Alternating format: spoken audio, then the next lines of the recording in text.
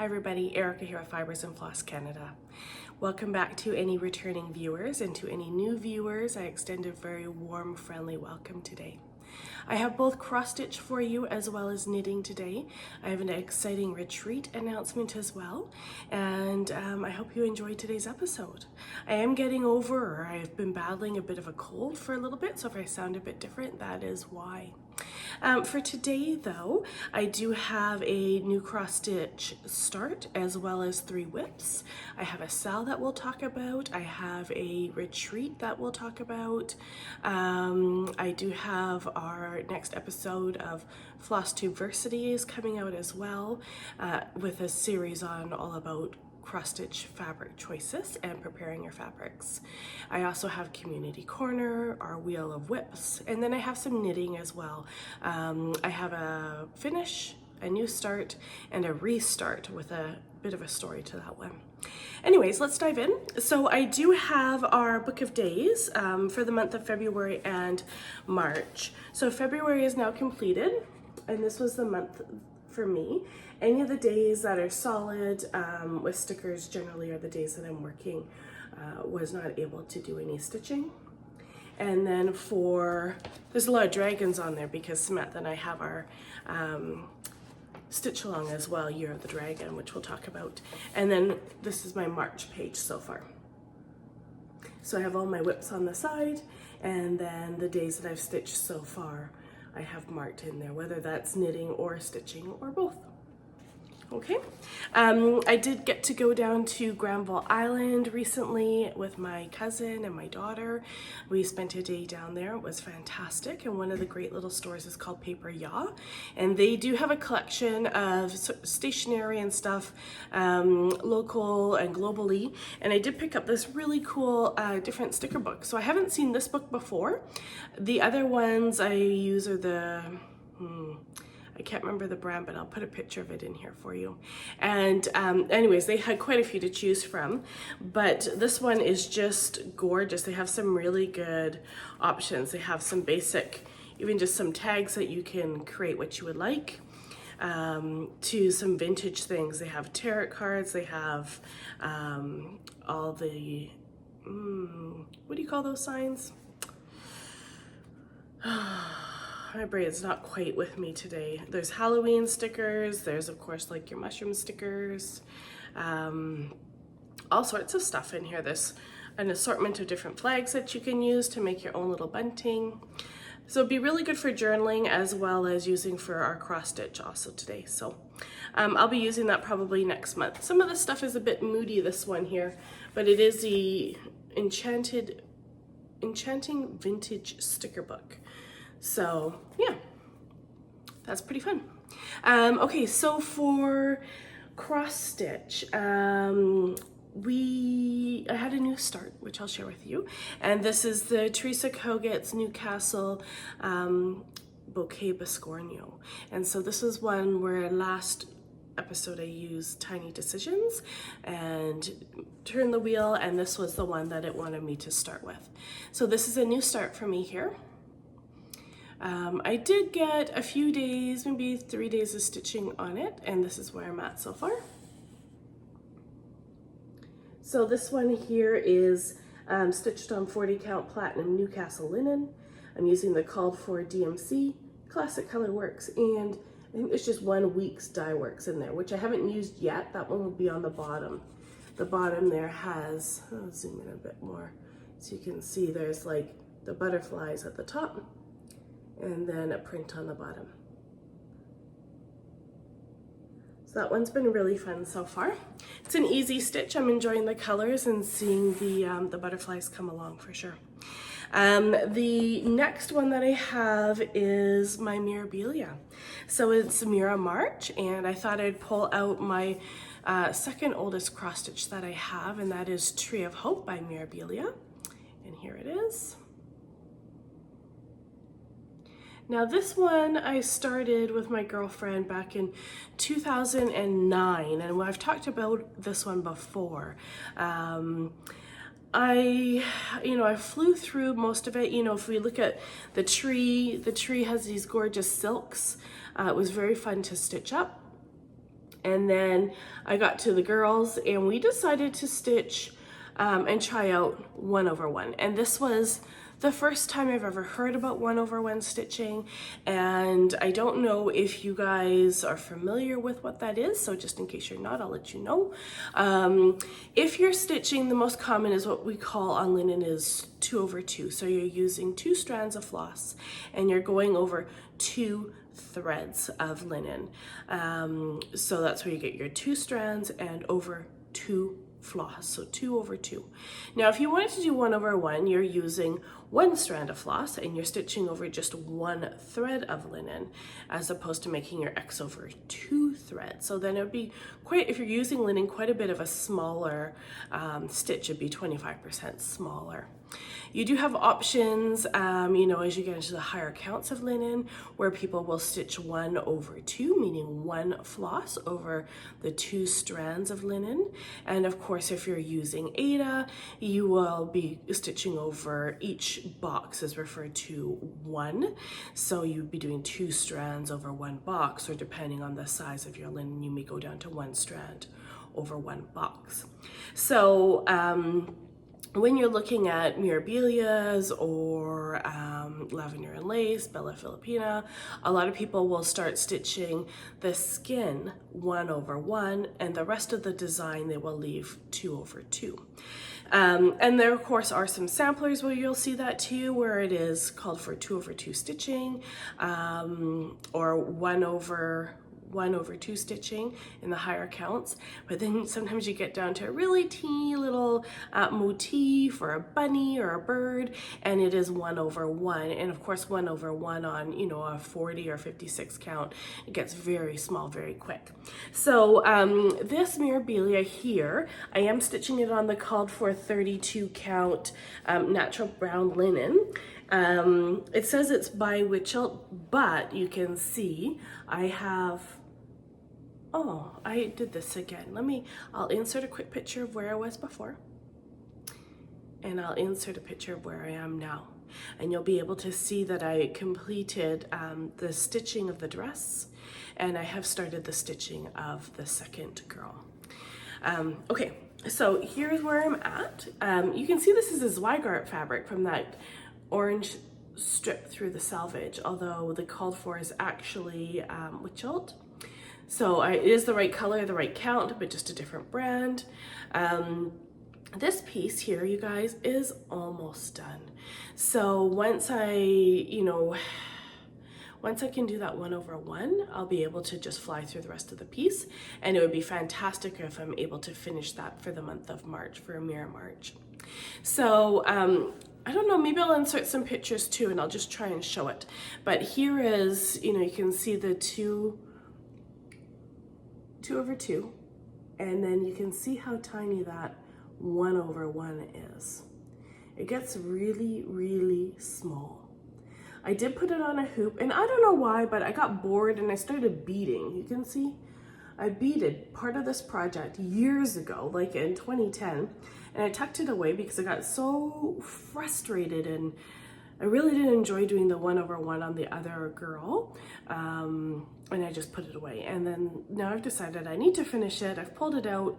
I do need to do the 1/1 on this girl because I need the girls to match. It's not that bad. I'm enjoying it more than I did last time. I really like the look of it. But I put those beads, you see from the peacock there.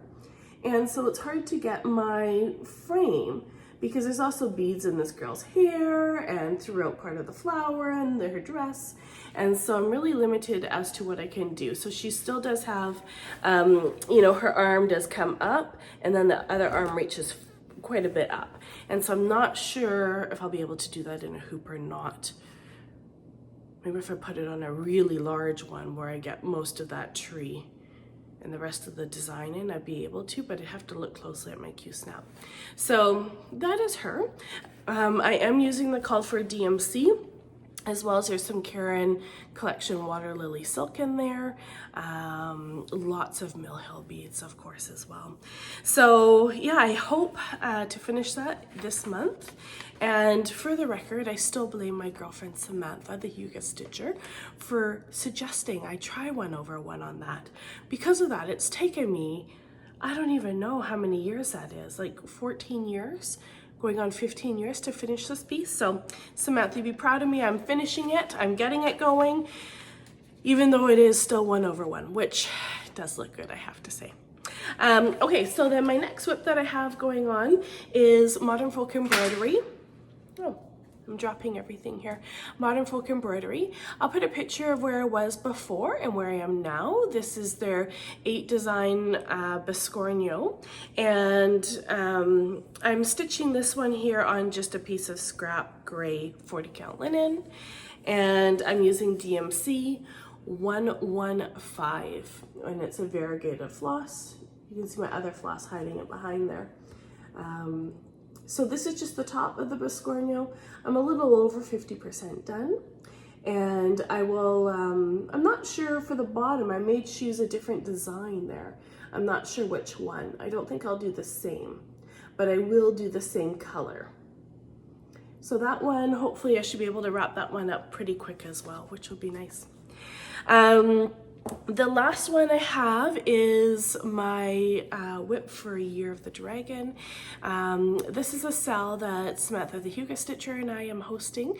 It runs the length of the Lunar New Year, so it's hashtag Year of the Dragon SAL. There's a playlist if you want to know more about it. You can go check that out. I'll link it here on the video. Also, Samantha and I did a new release. We have hit the 1 month mark, so it started February 10th and runs for a full year. March 10th, we released a video where we celebrated some posts people have been making on Instagram, just sharing different options, what people are stitching out there. There is an amazing community that has come together. I'm blown away by the amount of people participating in this SAL. It's absolutely fantastic. And then after we celebrate there, I think I had 10 pics and she had 10 pics that we shared, we talked about, and then we shared where we currently were. And then we did about 45 minutes of just us stitching and chatting and, or just our natural conversation where that went. So if you are just wanting something to play kind of in the background while you're stitching, you want to hear the conversation, it's a good one to watch, but you won't find that on my channel. What we're going to do every month is we're going to alternate posting a video on her channel and a video on my channel, and that way different subscribers are able to view all of them. So if you do not currently subscribe to the Huga Stitcher, hop on over. I'll link her in my description box here. That way you'll be able to get notifications of all the videos that we release. So with all that being said, I'm doing Celestial Dragon. We've talked about this one before quite a few times. This is by Teresa Wentzler. I have made a change though, and I'm stitching it on a red fabric, not a white, and I've chosen to stitch on a they called for 28 count, but a Christmas Red Jobelan, which is an even weave, and this is where I'm at so far. So I can zoom in a little bit. I don't know if you can really see, but there is some blending. You can't really see on this camera here. Blending filament in the dragon itself. And I'm almost a quarter done. So where the top is here, if you go straight down to the dragon's tongue, that is the end of page 1 of 4. My plan is to complete this year with the stitch along. What I will do is, because Teresa Wentzler's have such extensive back stitching and there's gold scaling that goes over the whole dragon and a gold netting in the background with I think it's 1,300 beads, I'm allotting myself 2 months to stitch a page, and then 1 month at the end will be reserved for back stitching and beading each page, and then I'll have that frame for the end. So I'm really happy how that's coming along so far. I have made a couple changes with Teresa Wentzler patterns. You know, her quarter stitches are a true quarter stitch, not a 3/4 stitch. However, in this pattern, given that I'm stitching on the red, I have decided to do a 3/4 stitch. And that's because with a true quarter stitch, there's just too much of the red that's showing through behind. If you look at this top box here, you can see there's quite a few of the quarter stitches, and it does give a nice solid line to it. But when I did try with not a 3/4, a quarter stitch, there was quite a bit of space left between the actual back stitching and the stitch itself. So I've changed that a little bit. Okay, so that's that. And then what else do I have? I have Whip That Wheel. So last segment, I used Tiny Decisions, which is a spinning wheel, and that helps me to decide which piece I'm going to focus on in the upcoming week or two. And I wasn't really sure what to name it. I was throwing around a bunch of different names, and there was a Lisa Manning who made a suggestion on my last video to name it WIP, W-I-P, for work in progress. Whip That Wheel, and I love it. So I'm just going to cut to my wheel right now, and we'll see what I'm able to pick out for the next couple weeks.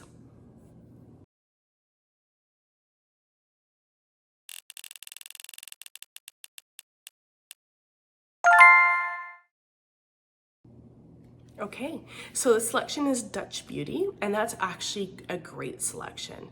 It is a mammoth of a project. You know, I think when it's finished on a 40 count, it's about 3 feet by 2 feet.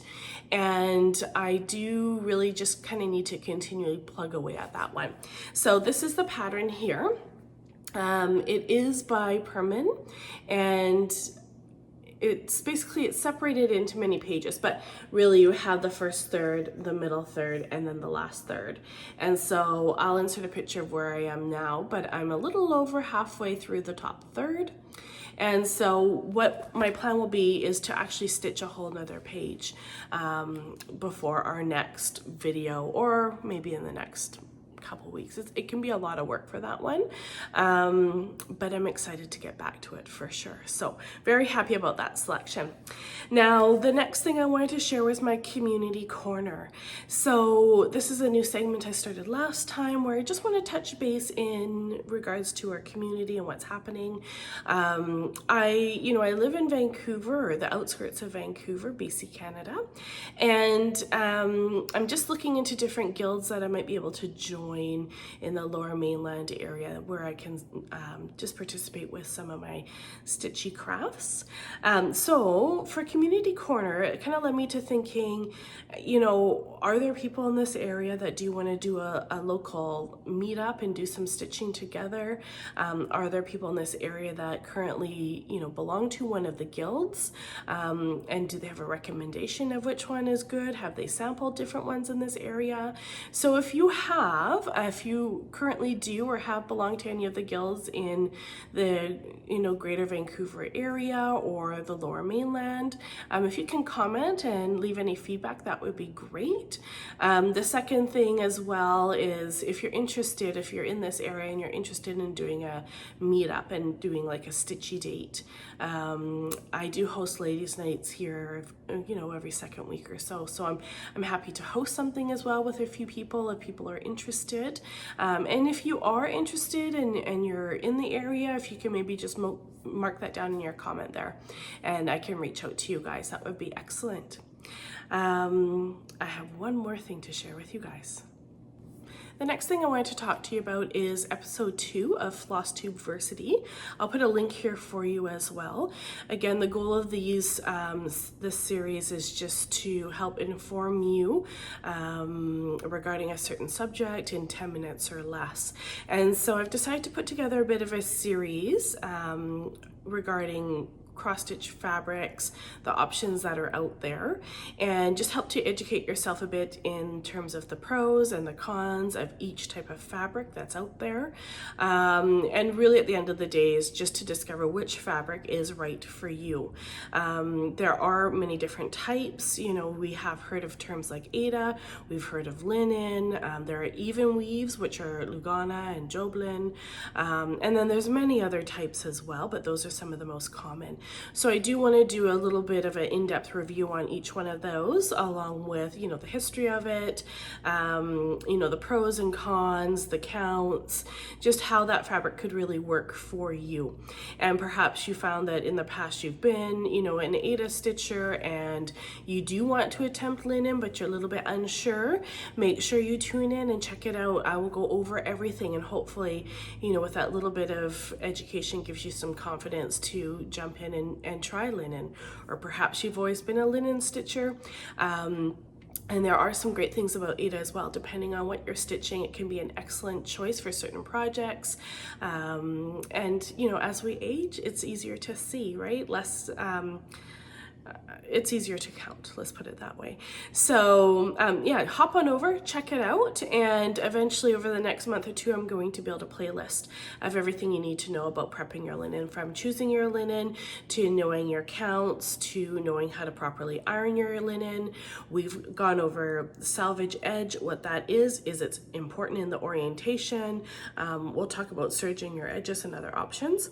So definitely hop on over, check it out. The next thing I want to share with you guys is an exciting announcement that my girlfriend Samantha, who's known as the Huga Stitcher, her and I have decided to go to a retreat. We're both located in Canada, and we thought it would be really fun to check out Stitch North. So, well, they do two different Stitch North. So they do one in the spring and one in the fall. And we've decided we're going to go to the one in the fall, and registration is still open. So if anybody wants to join us, the dates are October 25th to October 27th, and that's in Ontario. Registration is through Evertotes, through their website. It'd be a couple fun days, and then we're looking at staying either a day or two prior to or a day or two after. So if anyone is going to the retreat and, you know, wants to hook up or do something different, we're thinking about either popping into Toronto or Niagara Falls after. And if that's something you're interested in maybe joining us for, just comment below or send us a message. You know, we have our Gmail and stuff is attached in the description box. So it'd be nice to make some connections before we head on out there. And I think that's about all that I have for my my cross stitch today. If that's all you're here for, I'd like to thank you for taking the time to watch with me. The next thing that we're going to jump into is our knitting. Okay, for the knitting, I have something really, really fun to share with you guys. I started a new knit along project, and it's hosted by Earth Tones Girl. She's on both Ravelry and Instagram. We're using a hashtag called, it's a long one, so I'll read it and put it on the screen, but it's hashtag I love books and sock books and sock knitting Cal 24, and you can find that hashtag on Instagram as well as Ravelry, and she does have a page going with her blog as well. So the idea of this, I'll insert a little picture here, is that you will enjoy reading one of your books or listening to an audible book while you are knitting a pair of socks. And so the cool thing about Earth Tones Girl, if you guys like knitting, definitely go check her out for sure. She is a huge community advocate. I've talked about her before, and she absolutely loves knitting and all the things with bright colors and you name it. But what I think is really cool is she used to be a huge paper book reader, and you know, as life goes on, you have kids, blah blah blah, you want to spend more time knitting. A lot of us do kind of transition to more of the audiobooks, and she's done that. But what she does that's really cool is she takes whichever book she is reading and then will use that storyline to inspire her colorway and her socks she is knitting, which is so cool. So in this knit along, it's running from March 1st to May 1st and possibly longer depending on how things go. But the suggestion is that everyone choose a book and then also choose whichever sock you're going to knit and whichever fibers. And so I chose to read The Island of Missing Trees, and this one's by Elif Shafak.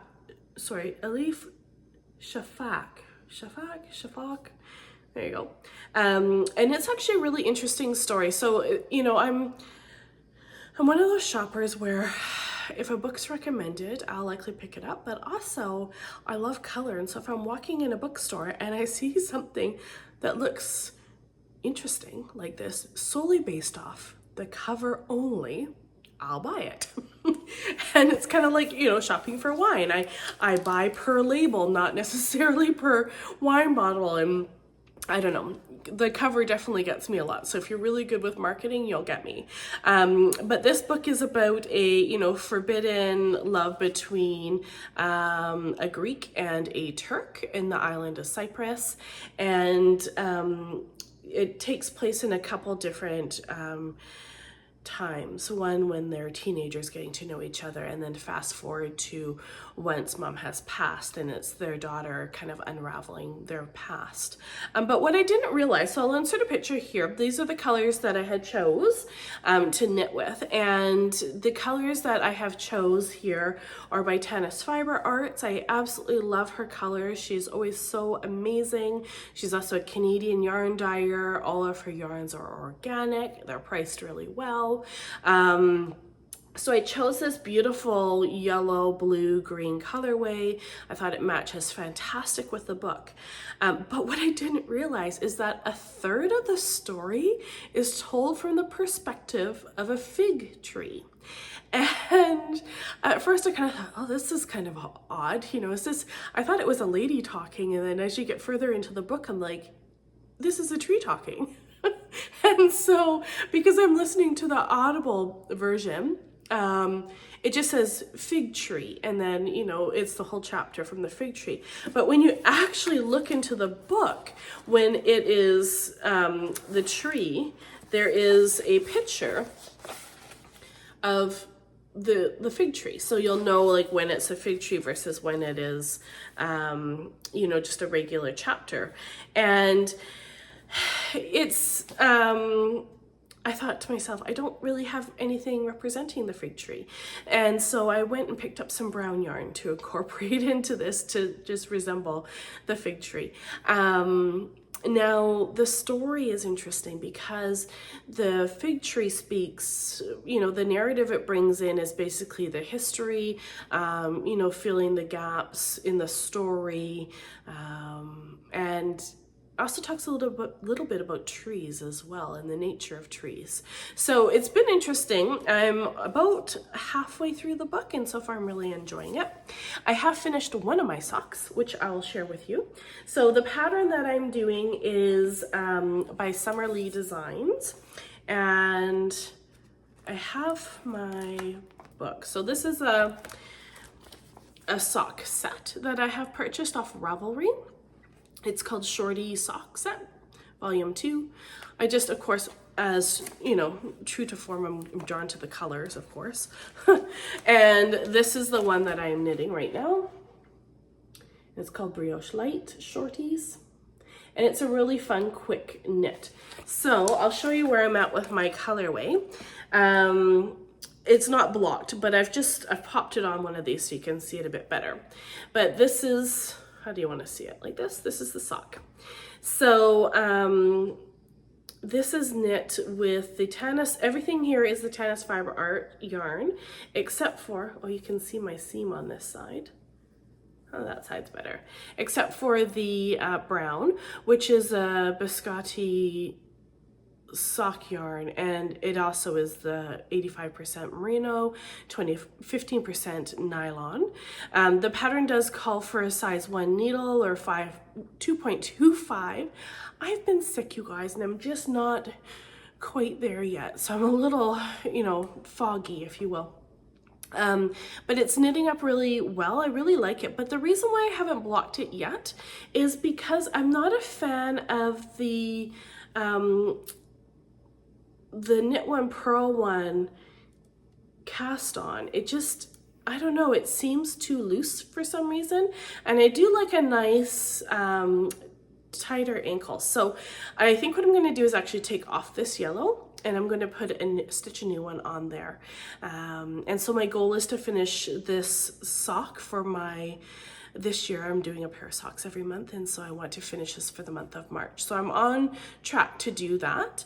You can see all the different blues. I have a blue through here, bluey green here, and then this is a lighter green with a bit of blue in there as well. And then there's a lot of that 1 by 1 up top. And then of course down below with the brown for the fig tree.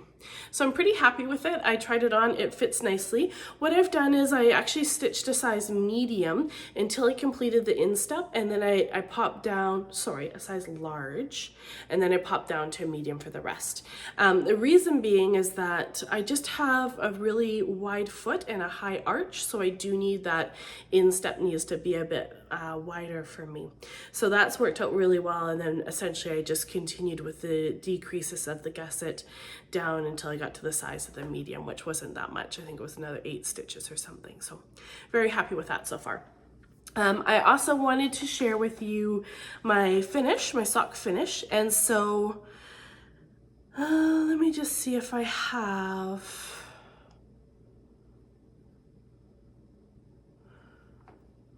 I didn't want to miss anything, you know, I've made notes. I'm not used to talking about knitting, so I feel like I'm gonna miss so much stuff here.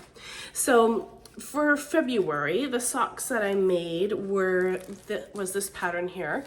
It's called Morning Coffee Socks, and it's by Deb Buckingham, and both of these patterns can be found on Ravelry. Both of them are actually part of a three-part set of socks, and then the colors I've chose for this is yarn also from Tana's Fiber Arts. It's one of her sock sets, and so here is the finished socks. So the set I got had a few colors in it, but I plan on knitting all 3 of her socks, and there's 3 different colors. So this is the purple, and it's a pink, but it doesn't tell me which colors it is. It was a sock set 6, I believe. If not, I'll put the correction on the screen there for you. So I'm happy with these ones. They turned out well. I'm much happier with, you know, this is also a 1/1. 1 by 1 here. 1 knit, 1 purl.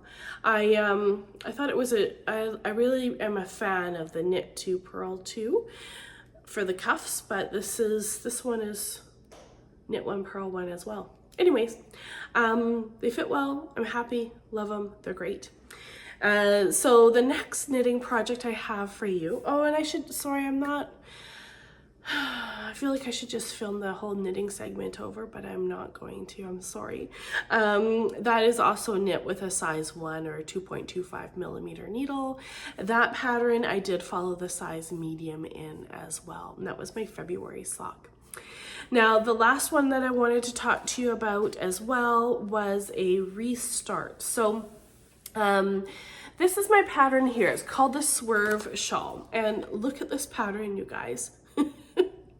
It's been through the ringer. So there's a bit of a story to this one. We had our ladies' night group was over, and we were talking about, hey, do you remember that time we did a ladies' weekend over in Victoria, and we wanted to stay at the Empress just so we could kind of have high tea and that sort of thing. And we went over for, I think we were there 3 days. We arrived, we spent a whole day, and then we left later on the 3rd day. And there's a great store in Victoria called the Beehive, and it's a little knit shop. We went there all 3 days in a row. And so someone said, oh, whatever happened to that? You know, you bought a shawl there. And I thought, I did buy a shawl. So I bought this pattern for Swerve, and I'll put the pictures up while I'm talking about it. And Swerve is like a crescent shaped shawl. I saw it on a mannequin while we were shopping, and I just thought, you know what, this would be perfect for my mom. I would love to make this for a gift for her. You know, she has these lovely blue, you know, Dutch eyes and fair skin, blonde hair, going white now, I suppose. And I just thought this would be perfect for her. And so I purchased everything I needed for it. I had started it there, you know, I had knit it like crazy for a couple weeks, and then I just wasn't happy with it.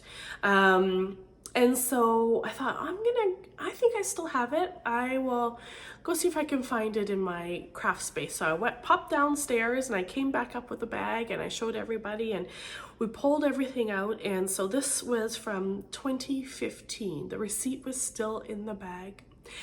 And the problem is that it's a crescent shape, but along the long edge, with the long edge there, it was just too tight. So it switches between using the mohair and then using the merino.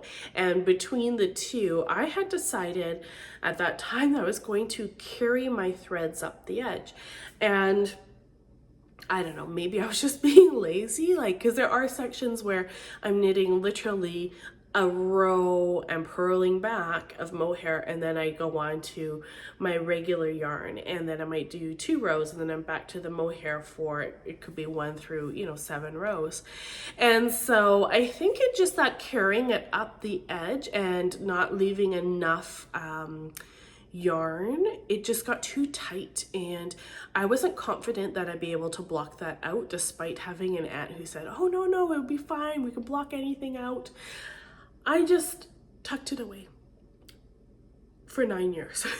And so for ladies' night, I decided to sit there and pull it all out. I frogged the entire thing, and then I had to spin everything back up again, and luckily, you know, everything went fine on the Swift. There was I think the mohair got knotted a couple times, but we got it undone, and I've started to restitch it. So I wanted to share a couple things. The pattern, it's called Swerve, and it is by Oblivious Knits, and that's on Ravelry. It is a one-size project. It calls for a size 9 needle or 5.5 millimeter. And for the yarns, what I ended up using is Drops Baby Alpaca Silk. This one here, in which colorway was this? 7402. It's a light sea green, and you guys, on the receipt, this was $8. It was only 50 gram ball, but $8, that's it. And it's 70% baby alpaca and 30% mulberry silk. And then the other one that I'm using here is the mohair, and the mohair is a Choulon, and it's a super kid mohair, and the colorway for that one is 520, Stormy Sea Blue, and then there's a comma and aqua. And so now I'm knitting, you know, with basically ramen noodles. It's still very bumpy despite being respun, and that's okay. I don't really know how well I'll be able to show this on video, so I've actually taken some pictures just to show where I'm at. I've been knitting this one here for maybe I put about 4 or 5 days into it, and then I set it aside. I haven't really done any knitting on it in a while. I have put it on my sock needles right now, actually, because I don't know how well I can show it, but it's very it'll block nicely, but because both of these are so fine and using a 5.5 needle, it does look super messy at this time, right? All those, I can't even really look closely at them because it will bother me so much I may stop stitching it. But I have, you know, pulled on it and saw, you know, how's it gonna look when we end up blocking it, and it will be fine. It's just perfect. It just looks really, really messy right now. Look at that. It looks like a disaster and a half. Anyway, so we are going away for a little weekend coming up, and so I plan on taking that with me, and I'll see what I'm able to accomplish with that one. I think that's about all I have for you guys. So I hope you enjoyed today's episode. I hope my mindlessness and brain fog wasn't too much for you. And I think that's everything. I just want to thank you so much. I really appreciate your guys' support and following me on this journey. If you have any questions, please reach out. You can find all my info in the description box, and there's a ton of links and information in there for you too. All right, thanks guys. Take care. Bye for now.